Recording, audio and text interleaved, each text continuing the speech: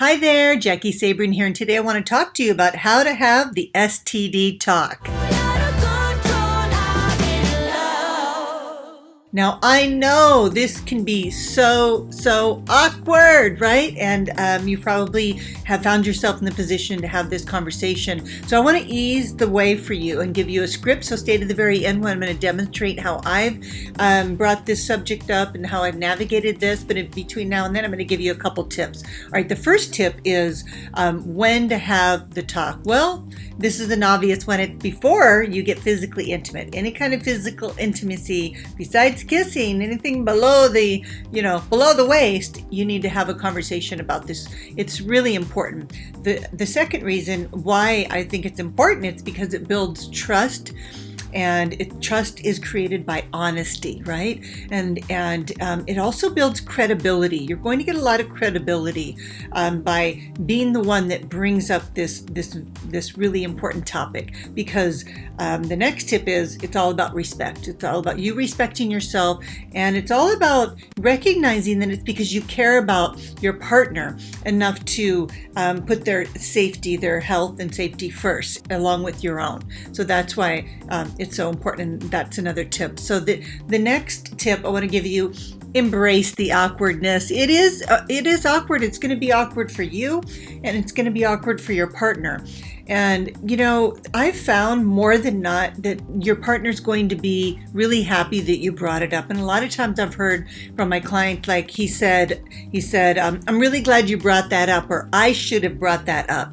So go ahead, and if that's starting to get on the table, there's a lot of chemistry happening, go ahead and have that conversation so that it's just out in the open and your relationship can move forward in a really healthy way. And just remember, this next tip is not about cheating, and it's not about trusting your partner. Some people have had STDs for years, and I personally coached women that didn't even know they had it and got tested, had something.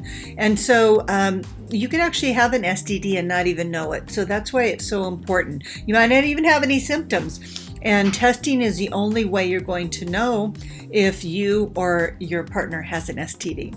And so the next tip I want to give you is that you want to do it in a place where you obviously have some privacy, but I wouldn't wait until you're already, on the verge of having sex. Make sure that you give yourself time to have that conversation. And most importantly is you want to stay positive.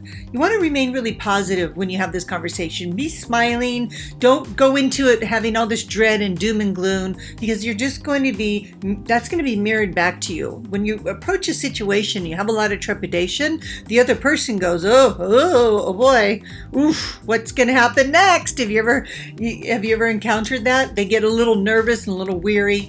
It's almost like you're setting yourself up to fail. So approach the conversation with a lot of positive energy. And so I'm going to demonstrate now how to have that conversation, the script that I use. And it's actually not a script that I'm reading. I'm just going to be to just do it, organically right now. But before I do, I want you to make sure that you subscribe to my channel, and make sure you click the little bell so that you get notifications when I release another video. Okay, and so here's how I recommend and how I've had this conversation, this awkward conversation, the important conversation. And so they were getting hot and heavy, and that's usually a perfect precursor to having this conversation, in my opinion. But you don't have to wait till things are hot and heavy. You could take a walk, and maybe sitting down by the beach or on a park bench, like I said, as long as you have privacy.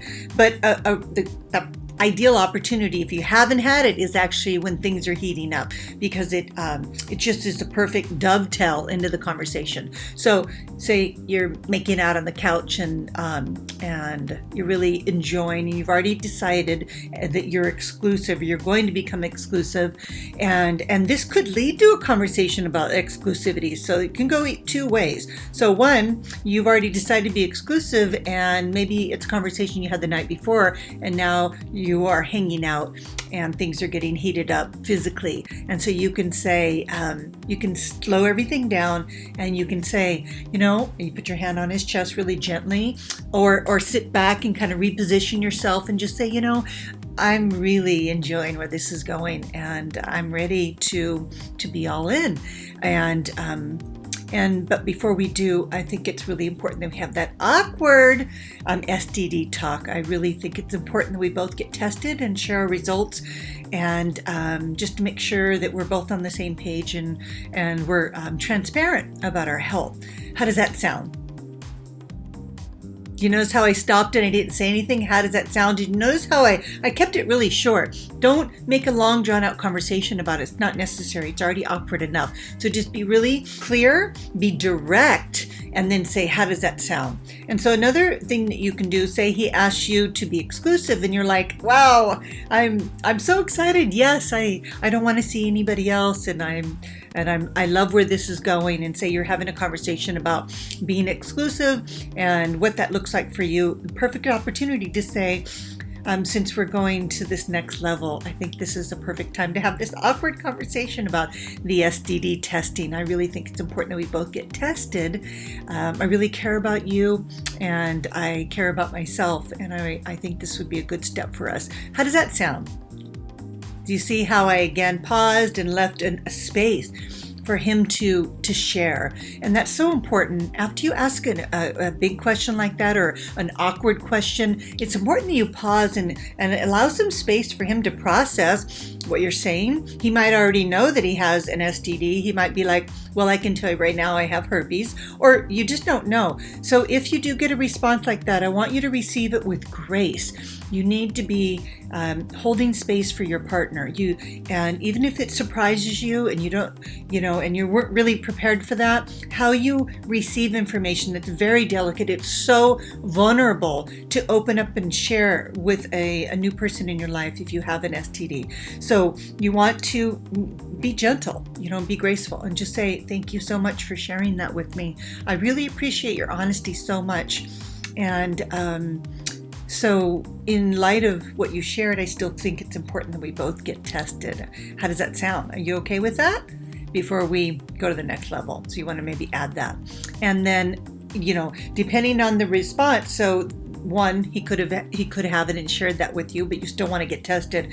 And two, if there's any resistance, then that is a big red flag for you to really look at. If a man has resistance about getting tested, or no, I don't have it, or I just had one a couple months ago, that's unacceptable. And you need to have a healthy boundary around that. So you could say, if there's resistance, you can say, where do you think the resistance is coming from? I'm just curious on why you're hesitant, or where this resistance is coming from, because I just think it's so important. So you're seeking to understand. You're always seeking to understand. If you want to have a great relationship with a man, you need to make sure that you don't make assumptions about why he's sharing that.